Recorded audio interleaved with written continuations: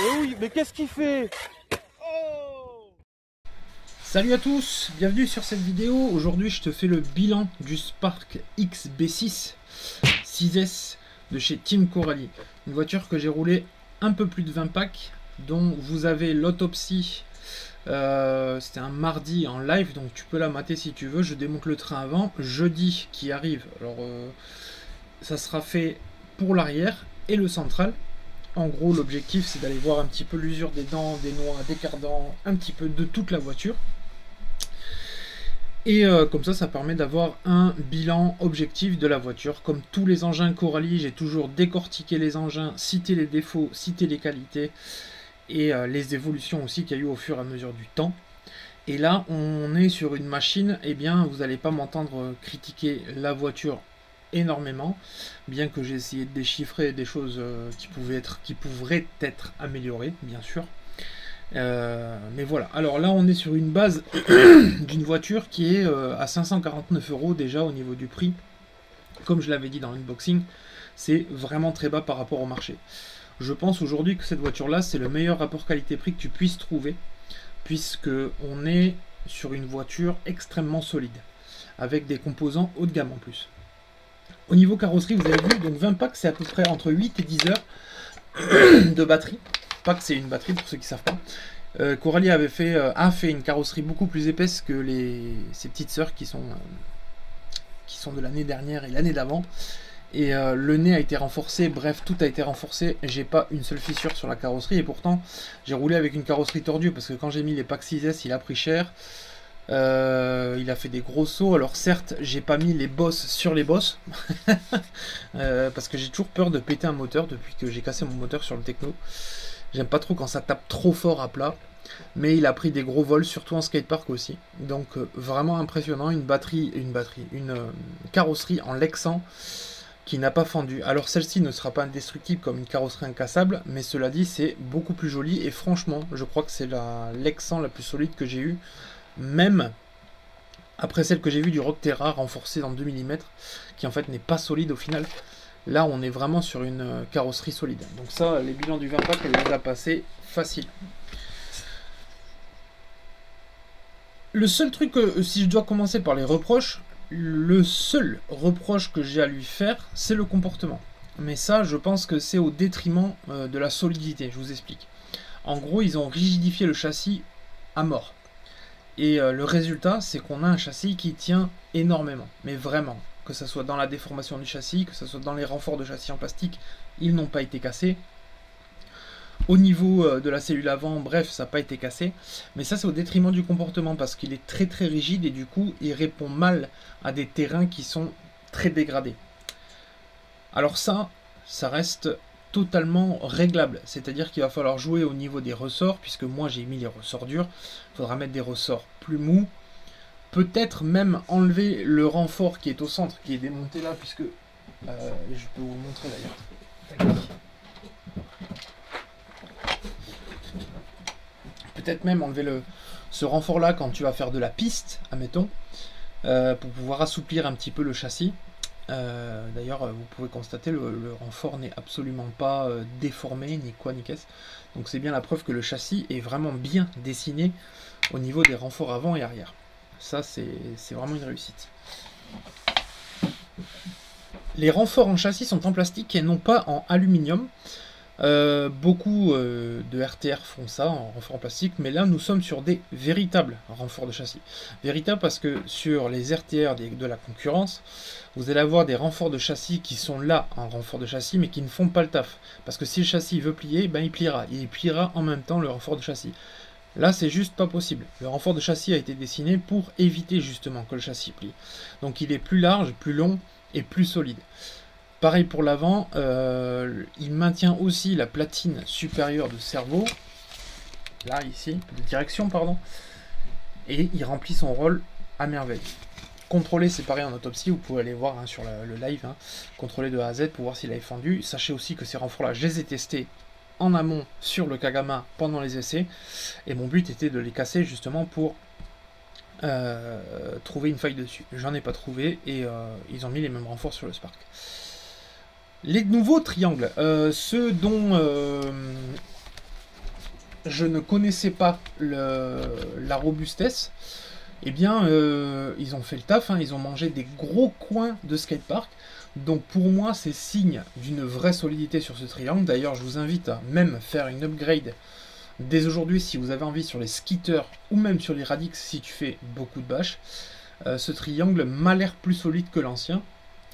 Et dans son architecture, il est prévu pour ne pas voiler les cardans. Eh bien, je n'ai pas un seul cardan de voilé. C'est pareil, je t'invite à aller voir l'autopsie en live qui est pas loin de cette vidéo-là. Si tu regardes cette vidéo-là un an après, tu vas sûrement trouver dans mes lives au niveau de l'autopsie cet engin. Que ce soit les cardans et les triangles, ça n'a pas bronché d'un millimètre. Et pourtant, ça a pris vraiment des énormes chocs, plus que ce qu'il est nécessaire. Plus que ce qu'il n'est nécessaire. Je vais arriver à parler.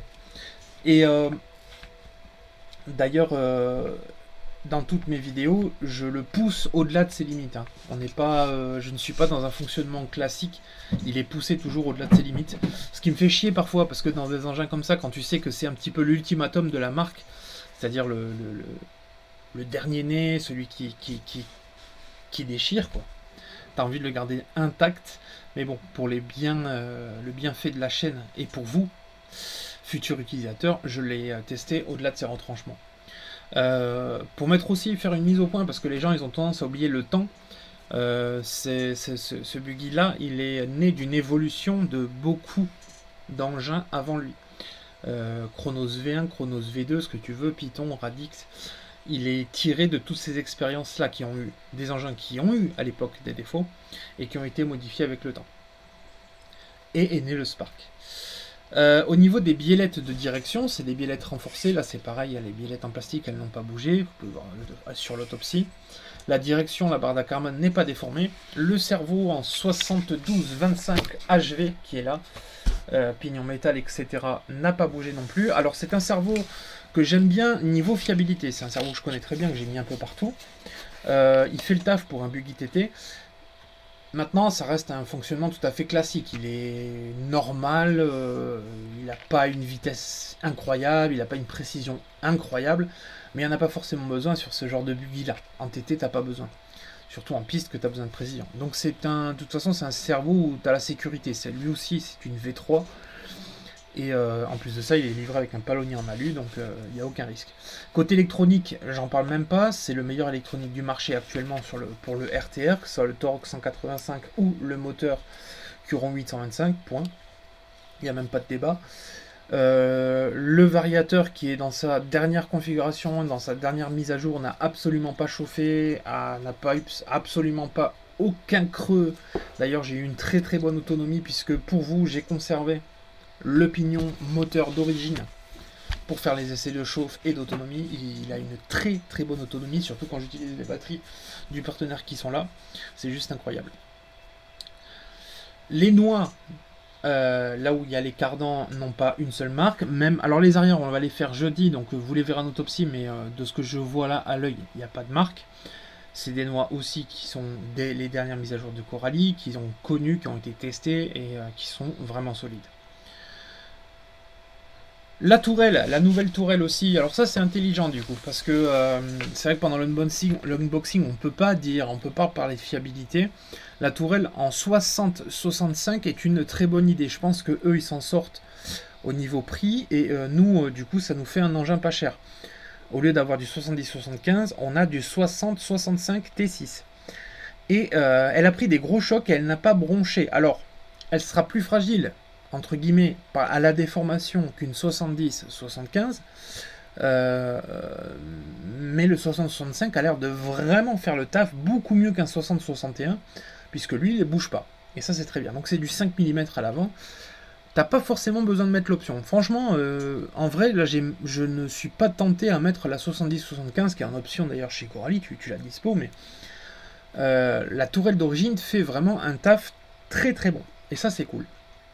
Bon, on avait aussi tendance à péter les vis de maintien d'amortisseur de temps en temps, mais là j'en ai pas cassé. Alors ça je pense que ça peut arriver, hein, je vous confirme pas, mais je n'ai pas connaissance d'amélioration sur ça, donc elles sont toujours là. Et ça peut arriver, mais bon, ça reste pas indestructible, hein, des engins. Pareil pour l'aileron, le nouvel aileron de chez Coralie que maintenant vous bénéficiez quand vous achetez un aileron Coralie évidemment.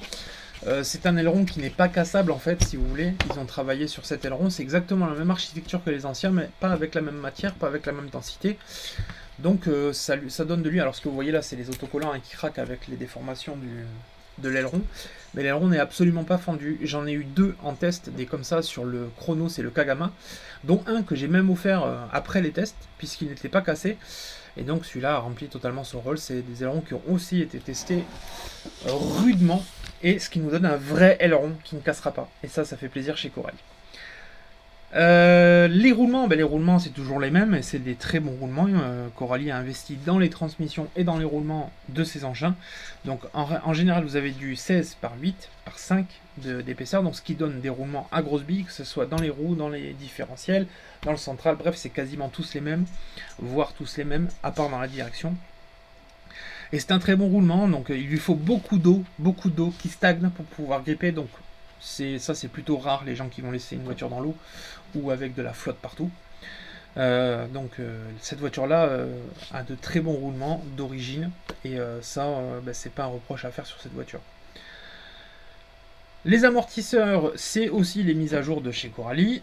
C'est pas mes préférés des amortisseurs, puisqu'ils nécessitent quand même un entretien. Enfin, tous les amortisseurs nécessitent un entretien, mais j'ai déjà vu des amortisseurs tenir plus longtemps sans entretien. Néanmoins, il faut leur reconnaître ça, ils ont tenu sans fuite, sans avoir une tige qui se tord au moindre choc.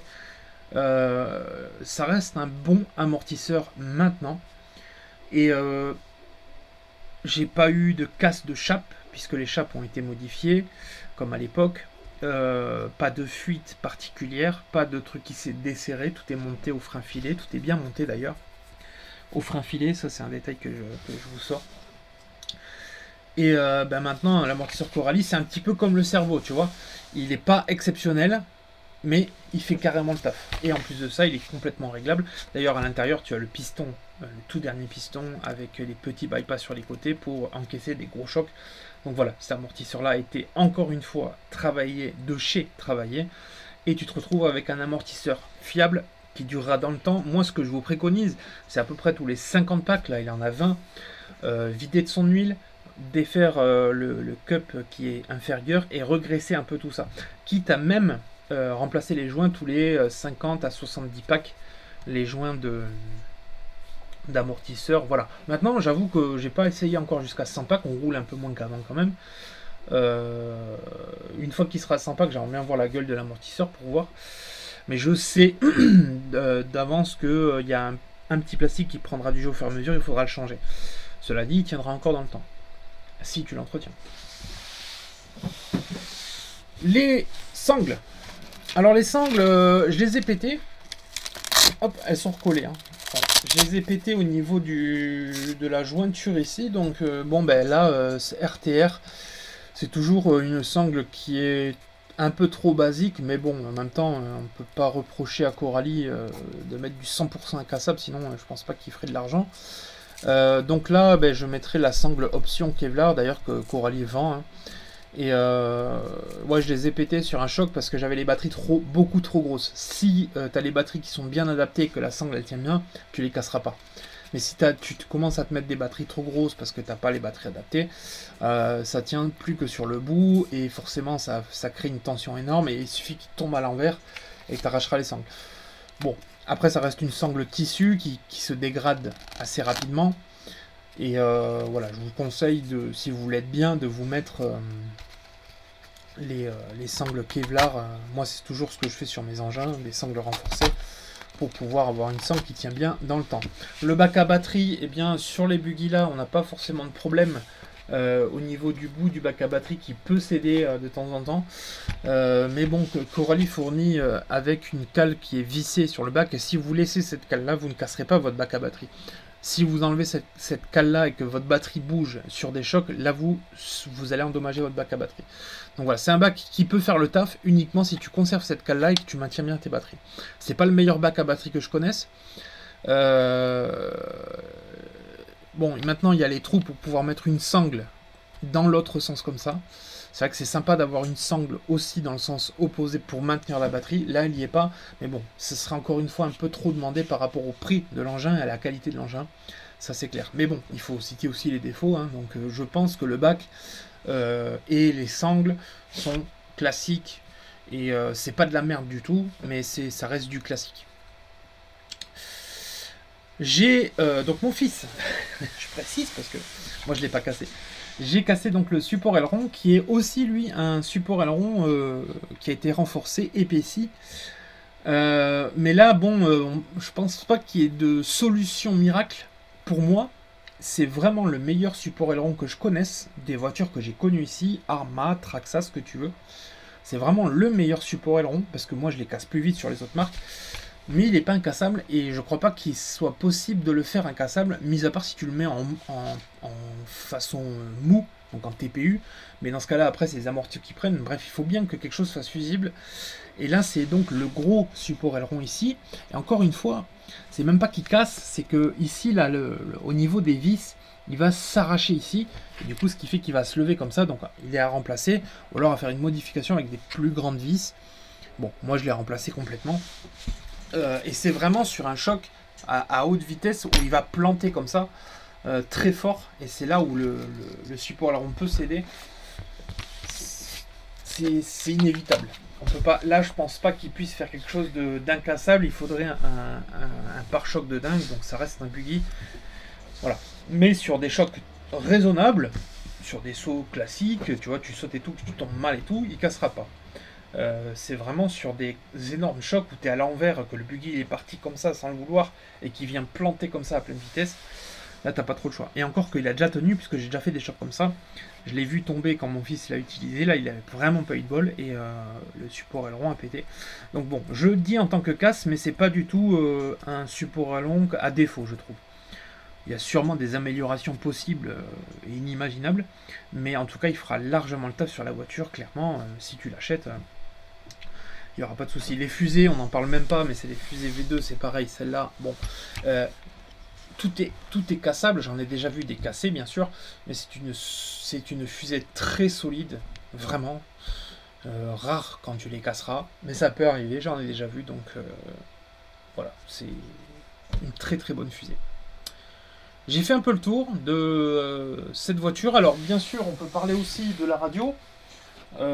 Donc c'est les nouvelles radios là qu'on a vues pendant l'unboxing. Cette radio là, moi je la préfère par rapport aux anciennes Vario propres là. Bon, niveau fiabilité, j'ai eu zéro problème. En qualité de main, c'est plutôt sympa avec la mousse là, je l'avais déjà dit à l'unboxing. Mais bon, maintenant je l'utilise un petit peu partout, même sur piste, parce que du coup elles sont plutôt précises. Et avec la prise DSC là, où tu peux la brancher sur PC et la charger aussi sur secteur à condition que tu mettes une batterie là. C'est une radio tellement polyvalente que maintenant c'est elle que j'utilise pour toutes mes voitures, que ce soit les pistes ou les buggy. Et en plus de ça, elle est en AF HDS, protocole AF HDS, donc du coup tu peux te payer des récepteurs pour les mettre un peu partout. Franchement, j'aime bien. Alors c'est vrai qu'il manquerait presque 10 modes d'enregistrement pour pouvoir mettre plusieurs voitures, mais bon, ça reste une radio RTR, il n'y a pas ça. Le différentiel central en alu, toujours pareil, il s'est pas desserré, il n'a pas perdu d'huile, et voilà, il n'a pas bronché, donc ça c'est impeccable. Et ça c'est de l'entretien, c'est toujours pareil. Et voilà, je crois que j'ai fait le tour. Moi c'est un bilan extrêmement positif, sachez que je suis entièrement sur tous mes bilans. J'ai toujours été honnête et objectif, que ce soit même sur les anciens modèles, quand il y avait des défauts ou des optimisations à faire, je le disais en direct, j'étais même le premier à dire les défauts sur les engins Coralie. Depuis la Suga, c'est assez simple, puisque ça reste des machines vraiment très bonnes. On arrive à trouver des mini-failles, qui sont des failles qui resteront, à mon avis, parce que du coup, c'est pas des vraies failles. C'est pas un truc qu'au bout de 5 packs, ça va péter, ta voiture ne roule plus. Voilà, c'est pas des trucs emmerdants comme à l'époque où on avait les platines supérieures qui pouvaient lâcher et tout ça. Là, ça n'a strictement rien à voir. C'est une voiture, je dirais, le seul... Oh, la caméra, elle a bugué. Le seul défaut, entre guillemets, c'est son comportement hyper rigide qui lui empêche de bien fonctionner sur des terrains dégradés. Mais ça reste le réglage de la voiture, elle est livrée RTR, je vous dis le ressenti de la voiture RTR, donc c'est à peu près le ressenti que vous aurez, mais il y a tout à fait facilement moyen de la régler molle pour pouvoir aller dans les terrains dégradés, puisqu'elle fait le même poids que ses sœurs, donc c'est pas un problème. Voilà, la voiture tu l'as à 540 balles je crois, c'est la moins chère une des moins chères du marché pour la qualité que c'est. Vous allez me demander de faire des comparatifs, il n'y a pas de problème. Si vous voulez comparer ça à Obao, ben, à mon avis, moi c'est clair et net que un RTR Obao bas de gamme, enfin tu sais les premiers prix, et ça sachant qu'elle est dans les premiers prix, ça elle le défonce en 3 E. Excusez-moi les fans d'Obao, mais c'est comme ça, des fois ça arrive. Face à Arma c'est pareil, son Typhon ben, il a pas évolué de fou non plus, donc celui-là il est au-dessus du Typhon, et vous pourrez me redemander 10 ans après si vous voulez, sur le même modèle je dirais la même chose. C'est pas non plus un buggy de compétition, attention ça n'a rien à voir, mais je compare ce qui est comparable sur les RTR, voilà, c'est à peu près les deux qu'il a en face, il y en aura d'autres sûrement, on pourra faire du comparo sur plein de secteurs, plein de points, mais voilà. De ce que je vois moi en tout cas, ça c'est ce qui est comparable. Et ben, c'est surtout 360 et quelques balles sans électronique. Et là, merci, au revoir. C'est clair et net. Voilà, donc on est en 2024, hein, parce qu'en 2025 on est capable de me dire, tu vois, il y aura des nouveaux modèles, on va me dire, ah t'as vu, t'avais dit ça, oui, en 2025. Donc là on est en 2024, c'est valide pour 2024. Ah ben voilà, tu commentes 2024 si t'as envie d'ailleurs. Voilà, c'était le bilan du Spark XB6S objectif et réel, et avec des vrais tests. Et tu peux l'acheter les yeux fermés. Je suis sûr et certain que même si tu as, d'ailleurs si tu as un Spark, je t'invite à commenter cette vidéo là. Si tu peux appuyer mes dires ou même ton expérience que tu as toi, tu la mets dans ton expérience, même si tu n'appuies pas mes dires d'ailleurs. Et mais bon, le plus intéressant c'est que voilà. Et puis même publier aussi sur le groupe Vive le modélisme, ce qui appuiera encore plus tes dires, parce que je vois bien un mec qui a pas de Spark écrire. Ouais, c'est la merde.